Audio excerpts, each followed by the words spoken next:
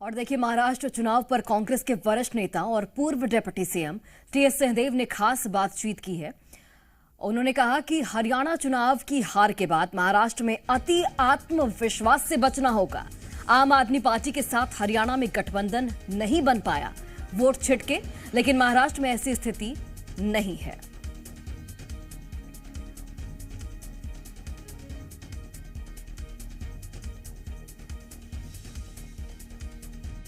हरियाणा के बाद कांग्रेस पार्टी झारखंड और महाराष्ट्र में अपना जोर लगाएगी और इसके तहत रणनीति में थोड़ा सा बदलाव किया गया है। इस बार बड़ी जिम्मेदारी टीएस सिंहदेव को दी गई है, जो महाराष्ट्र में एक हिस्से के इंचार्ज बनाए गए हैं, ऑब्जर्वर नियुक्त किए गए हैं और झारखंड में वो घोषणा पत्र समिति में अपनी भूमिका अदा करेंगे। इस वक्त हमारे साथ टीएस सिंहदेव हैं। राष्ट्र को लेकर के स्ट्रैटेजी में बदलाव, पहले एक नेता को एक राज्य दिया जाता था, लेकिन यहाँ पे सारे बड़े नेताओं को एक एक हिस्सा दिया गया है। रणनीति में ये बदलाव क्या हरियाणा के रिजल्ट्स की वजह से है? महाराष्ट्र 288 पोलिंग बूथ का एक राज्य बहुत बड़ा भी हो जाता है। हालांकि पहले हम लोगों ने यूपी में भी देखा कि डिवाइड करके ऐसा नहीं किया गया था, लेकिन ये अच्छा है। मुझे लगता है कि ये व्यवस्था अच्छी है। एक व्यक्ति के लिए संभव ही नहीं है कि सब जगह जाके वो कुछ देख के सही मायने में कंट्रीब्यूशन कर पाए। तो ये पर्यवेक्षण का काम है।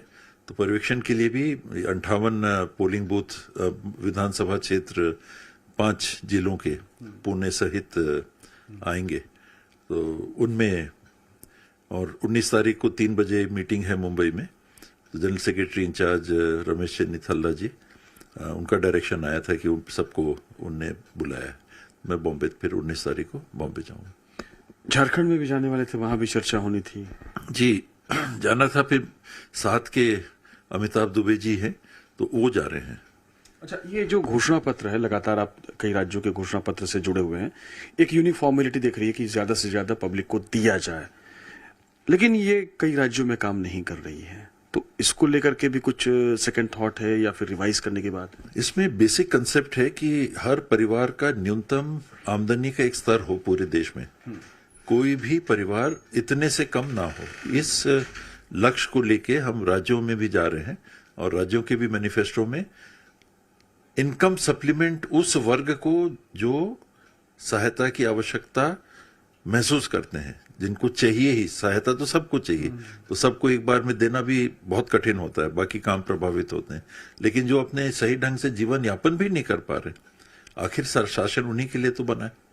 हरियाणा में आकलन उतने भी गलत साबित नहीं हुए कि फर्स्ट पास द पोस्ट में 11 लोकसभा विधानसभा सीटों का अंतर दिख रहा है।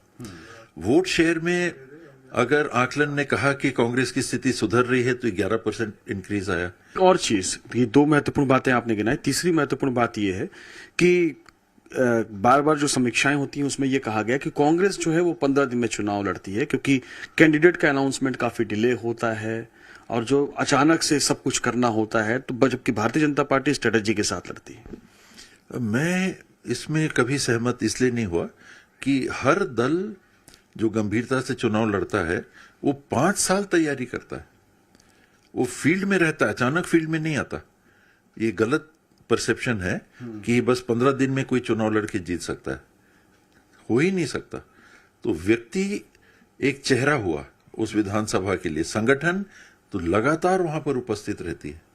पार्टी के सीनियर लीडर्स और उनके माध्यम से जैसे काम होते हैं, संगठन के माध्यम से काम होते हैं, वो लगातार वहां पर उपस्थिति राजनीतिक दलों की रहती है। तो कैंडिडेट सिलेक्शन, इसमें तर्क अलग अलग होते हैं। आप बहुत जल्दी अनाउंस कर दो तो बगावत के चांसेस हो गए, सेटिंग के चांसेस हो गए, इसके चांस हो गए, उसके चांस हो गए। कोई भी व्यक्ति 15 दिन में चुनाव लड़ ही नहीं सकता। तो जिसकी स्थिति रहती है चुनाव लड़ने की, अर्थात वो 5 साल से काम कर रहे हैं, 2 साल से काम कर रहे हैं, वो ही चयन होते हैं, भले 15 दिन पहले हो। और एक फैक्टर आपने और कहा कि तीसरा फैक्टर ये, तो एक चौथा भी अपन जोड़ सकते हैं कि इंडिया अलायंस में शायद हम साथ नहीं आ पाए, आम आदमी पार्टी से बात नहीं हो पाई। तो वो महाराष्ट्र में दिख रहा है कि, और झारखंड में दिख रहा है कि ऑन ट्रैक है। बहुत बहुत शुक्रिया हमसे बातचीत करने के लिए। थे टीएस सिंहदेव, जो कह रहे थे कि हरियाणा से सबक लेते हुए महाराष्ट्र और झारखंड की रणनीतियां बनेंगी। कैमरामैन नरेश नौरंग के साथ रुपेश गुप्ता, जी मीडिया।